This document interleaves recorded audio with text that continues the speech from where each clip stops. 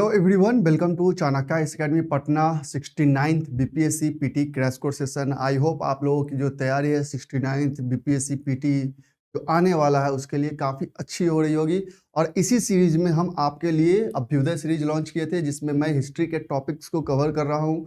आज के इस सेशन में मैं पार्टीशन ऑफ बंगाल और स्वदेशी मूवमेंट्स को डिस्कस करने वाला हूँ। तो लेट्स बिगिन द सेशन।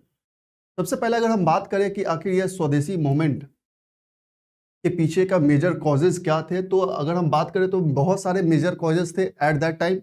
इस टाइम के आते आते जब पार्टीशन ऑफ बंगाल के टाइम का आसपास का जो टाइम था, उस समय जो नेशनलिज्म था, वो जो ग्रोथ ऑफ नेशनलिज्म था वो काफ़ी हाई पिक लेवल पे पहुंच चुका था।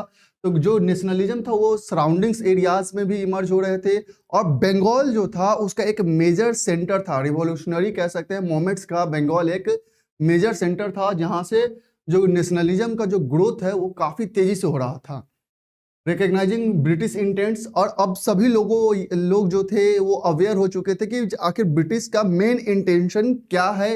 वो इकोनॉमिक एक्सप्लॉयटेशन कर रहे थे, सोशल एक्सप्लॉयटेशन कर रहे थे। तो ब्रिटिश का इंटेंशन से अब लोग क्लियर कट बेसिकली क्या थे, अवेयर हो चुके थे। Growth of confidence, increasing awareness, international influence कि अब चूंकि अब थोड़े बहुत लोग एजुकेटेड भी होने लगे थे, चूंकि वेस्ट जो ब्रिटिश था वो वेस्टर्न एजुकेशन इसलिए इम्पार्ट कर रहा था ताकि वह उसे अपने यूज में ला सके। इससे क्या हुआ, लोगों में अवेयरनेस फैला, बहुत सारे जनरल्स, न्यूज़पेपर्स लीडर्स के द्वारा पब्लिश किए जाने लगे, जिससे कि मैसेज पहुंचाया जाने लगा, लोगों में स्वदेशी का कॉन्सेप्ट पहुंचाया जाने लगा, नेशनलिज्म की भावना जागने लगी। बहुत सारे उस समय सॉन्ग क्रिएट किए गए, चाहे रविंद्रनाथ टैगोर के द्वारा ही हो। उसके बाद अगर हम बात कर ले इंटरनेशनल इन्फ्लुएंसेस की, बहुत सारे ऐसे छोटे छोटे इंटरनेशनल इन्फ्लुएंस थे जिसका असर दिखा गया। लोगों में ये भावना जगा कि अगर छोटे छोटे देश अगर इस बड़े ब्रिटेन को हरा सकते तो फिर इंडिया क्यों नहीं हरा सकता। तो ऐसे जो कॉन्सेप्ट्स है वो माइंड में लोगों का इमर्ज होना स्टार्ट होता है। Conservative policy of Lord Curzon, this is one of the major cause for the growth of, कह सकते हैं कि ग्रोथ ऑफ स्वदेशी मूवमेंट। और जो एंटी पार्टीशन कह सकते हैं कि जो पार्टीशन ऑफ बंगाल का जो यह अनाउंस करता है लॉर्ड कर्जन की, बंगाल को दो पार्ट में डिवाइड कर दिया जाएगा। बेसिकली यह कॉज क्या देता है लॉर्ड कर्जन बंगाल के पार्टीशन का, कि यहाँ पे Bengal is too big to be administered, मतलब बंगाल जो वो इतना बड़ा है कि उसको एडमिनिस्ट्रेशन करना बहुत ही मुश्किल है। दैट्स वाई उसे डिवाइड करना जरूरी है। मतलब इसने जो कॉज दिया वह बताया कि उस कॉज में कि एडमिनिस्ट्रेटिव कॉज है, बट जो रियल कॉज था उसके पीछे की जो बंगाल है वह रिवॉल्यूशनरी कह सकते हैं नेशनलिज्म का एक मेजर सेंटर था। और इस सेंटर को जो चूंकि वहां से सारे नेशनलिस्ट इमर्ज हो रहे थे, रिवॉल्यूशनरी इमर्ज हो रहे थे, तो उसे कमजोर करने के लिए वो बंगाल को डिवाइड करना चाहता था।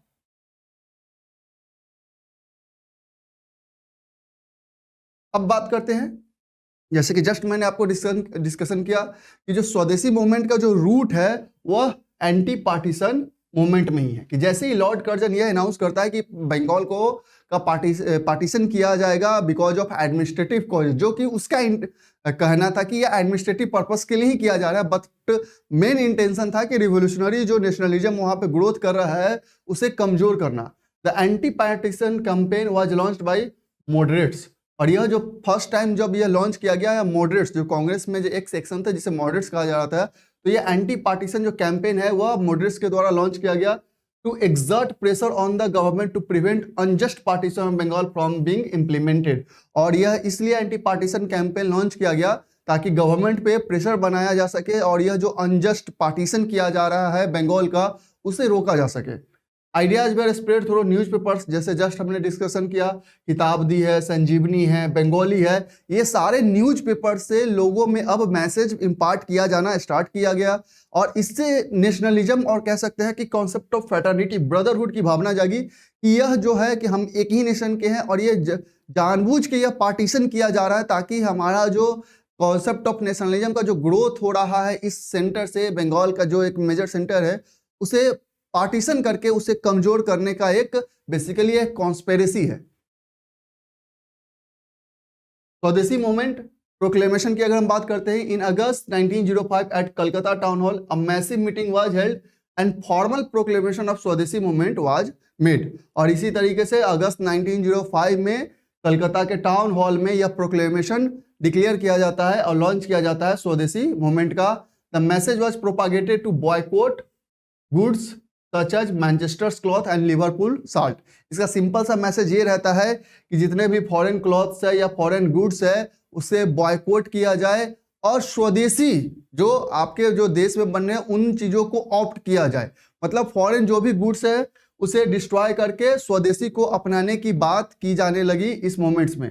After the partition came into force, wide spread opposition was shown by the people of Bengal by singing Vande Mataram. जैसा कि जस्ट हमने डिस्कशन किया कि नेशनलिज्म की भावना को जगाने के लिए बहुत सारे सॉन्ग क्रिएट किए गए। तो जैसे ही पार्टीशन अनाउंस हुआ तो लोग क्या किए, उसे अपोज करने के लिए, उसके अगेंस्ट में अपना कह सकते हैं सेंटिमेंट्स को बढ़कर दिखाने के लिए, अपोजिशन करने के लिए वंदे मातरम सॉन्ग गाना स्टार्ट करते हैं। रविंद्रनाथ टैगोर ऑल्सो कंपोज अमार सोनार बांग्ला इसी दौरान। और लोग जो है एक दूसरे को राखी बांधते हैं hands as a symbol of unity, कि हम एक ही हैं, हम पार्टीशन नहीं होंगे। तो बेसिकली यह जो सारे एक्टिविटी किए जा रहे थे या बंगाल पार्टीशन के अपोजिशन में किए जा रहे थे और यह शो करने के लिए किया जा रहा था कि हम यूनाइटेड हैं, भले ही चाहे हम किसी भी सेक्शन ऑफ सोसाइटी से बिलोंग करें, हम एक ही हैं।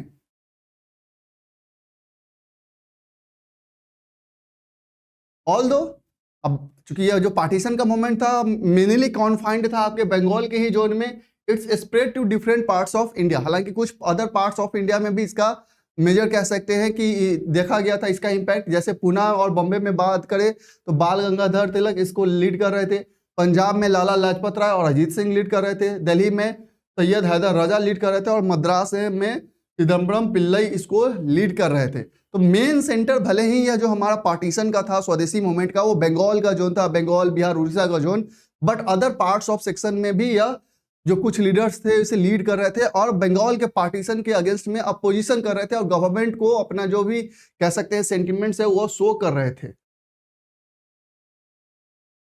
अब मॉडरेट और एक्सट्रीमिस्ट की बात करते हैं। हालांकि यह जो एंटी पार्टीशन कैंपेन है वो बिगिन किया गया बाय द मॉडरेट्स ने फर्स्ट टाइम यह एंटी पार्टीशन मूवमेंट स्टार्ट किया और स्वदेशी गुड्स को अपनाने का जोर दिया। लेकिन यहाँ पे मॉडरेट्स और एक्सट्रीमिस्ट का जो कह सकते हैं बेसिकली जो प्रोसेस था, वो क्या मेथड ऑप्ट करना चाहते हैं, यहाँ पे आके दोनों में डिफरेंसेस पैदा हुए और जिसके कारण सूरत स्प्लिट हुआ और कांग्रेस दो फैक्शन में डिवाइडेड हो जाता है, moderates and extremist. The radical nationalist wanted the movement to be taken outside Bengal and go beyond just boycott of foreign goods. जो रेडिकल नेशनलिस्ट थे जिसे बाद में हम एक्सट्रीमिस्ट में ये अलग हो गए, उनका मेथड कुछ और था। उनका कहना था कि यह जो मोमेंट है वो सिर्फ बंगाल में कंसंट्रेटेड नहीं रहना चाहिए, अदर पार्ट्स ऑफ इंडिया में भी मूव ऑन करना चाहिए और सिर्फ फॉरेन क्लॉथ्स को बॉयकॉट ही नहीं करना है, फॉरेन क्लॉथ्स के अलावा भी जो भी उनकी चीजें हैं उसके बियॉन्ड भी जाके, चाहे वो एजुकेशन का सेक्टर हो या जो भी चीजें हो, सब चीज को वो बॉयकॉट करना चाहते थे। जबकि मॉडरेट्स का कहना था कि however the moderates dominating the Congress they are unwilling to go for that.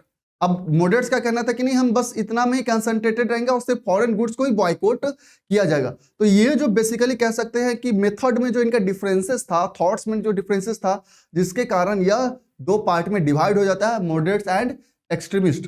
Tilak gave the slogan freedom is my birth right and I shall have it. और इसी दौरान बाल गंगाधर तिलक एक स्टेटमेंट देते हैं कि freedom is my birth right and I shall have it, स्वतंत्रता मेरा जन्म सिद्ध अधिकार है और मैं इसे लेकर रहूंगा।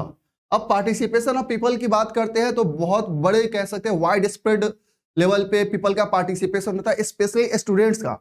इस दौरान स्टूडेंट्स का क्या करते हैं, स्टूडेंट्स कॉलेज छोड़ के, स्कूल से आउट होके बेसिकली स्टूडेंट्स इस मूवमेंट्स को ज्वाइन करते हैं। School college students they are most active participant of this movement. Specially जो बंगाल यूनिवर्सिटी के जो भी स्टूडेंट्स रहते हैं वो सब यहाँ पे पार्टिसिपेट करना स्टार्ट करते हैं।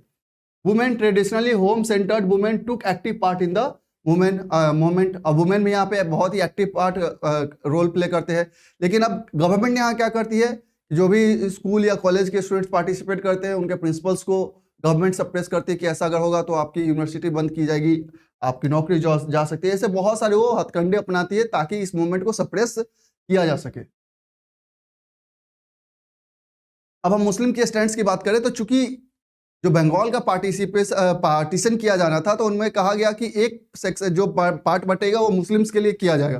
तो यहाँ पे some of the Muslim participated, however most of the upper and middle class Muslim stay away because they supported the partition on the belief that it would provide Muslim a majority East Bengal, क्योंकि इन्हें ऐसा लग रहा था कि जब partition हो जाएगा तो ईस्ट बंगाल मुस्लिम मेजोरिटी के रूप में इन्हें ग्रांट कर दिया जाएगा। दैट्स वाई जो मोस्ट ऑफ द जो मिडिल या अपर क्लास मुस्लिम्स थे वो बहुत ज्यादा उनका पार्टिसिपेशन नहीं रहा था। हालांकि कुछ जो कह सकते हैं कुछ मुस्लिम्स ने पार्टिसिपेट्स भी किया था अदर सेक्शंस में।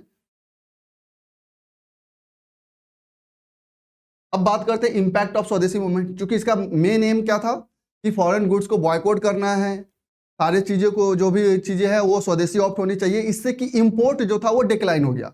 जो फॉरेन गुड्स आ रहे थे उसका इंपोर्ट अब इंडिया में डिक्लाइन होना स्टार्ट हो गया, क्योंकि लोग जो थे अब यहाँ पे स्वदेशी चीज़ों को ऑप्ट करने लगे, उसका यूज करने लगे।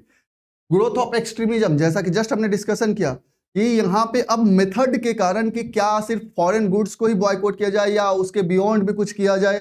अब बहुत सारे एक्सट्रीमिस्ट लीडर का कहना था कि यह जो हम स्वदेशी मूवमेंट लॉन्च करें सिर्फ बंगाल में ही क्यों कंसंट्रेटेड रहेगा, अदर पार्ट्स ऑफ इंडिया में भी इसे फैलाना जरूरी है, स्प्रेड करना जरूरी है। तो यहाँ पे एक्सट्रीमिज्म का ग्रोथ होता है और मॉर्लेमेंटो रिफॉर्म्स किया जाता है। अब यहाँ पे मॉर्लेमेंटो रिफॉर्म्स किया जाता है और उस समय मुस्लिम्स को अगेन यहाँ पे सेपरेट इलेक्टोरेट दे दिया जाता है।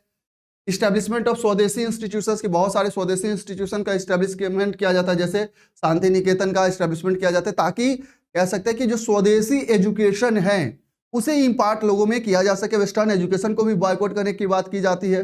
ग्रोथ इन स्वदेशी इंडस्ट्रीज, और अगेन यहाँ पे एक कह सकते हैं कि बहुत एक लंबे टाइम के बाद कि स्वदेशी इंडस्ट्रीज में ग्रोथ देखा जाता है और इंपोर्ट में डिक्लाइन देखने को मिलता है। अब बात करते हैं annulment of partition of Bengal की। तो partition of Bengal was annulled in 1911 by Lord Hardinge to curb the revolutionary terrorism को कर्ब करने के लिए यह फाइनली 1911 में एनुअल्ड किया जाता है। बिहार और उड़ीसा को आउट किया जाता है from Bengal and Assam was made a separate province. The annulment was not taken well by Muslims, consequently the British shifted the administrative capital from Calcutta to Delhi as the place was associated with Muslim glory। अब चूंकि यहाँ पे एनुअल्ड किया जाता है, बिहार उड़ीसा को एक अलग कर दिया जाता है बंगाल से और साथ ही साथ असम को एक सेपरेट प्रोविंस बना दिया जाता है। यहाँ पे मुस्लिम्स अब यहाँ पे वो खुश नहीं रहते, क्योंकि उन्हें यह इंटेंशन रहता है कि ईस्ट बंगाल को मुस्लिम मेजोरिटी घोषित कर दिया जाएगा। लेकिन अब यहाँ पे मुस्लिम थे जो बेसिकली इस एनुअलमेंट से कुछ ज्यादा खुश रहते नहीं है, और ब्रिटिश जो है इसी टाइम पीरियड में अब जो कैपिटल सेंटर एडमिनिस्ट्रेटिव कैपिटल है वह कलकत्ता से दिल्ली शिफ्ट कर देता है। तो ये था बेसिकली आपका पार्टीशन ऑफ बंगाल की कैसे बिगिन हुआ, क्या हुआ, किसने करवाया और क्या इसका इम्पैक्ट पड़ा। So that's all for today, thank you.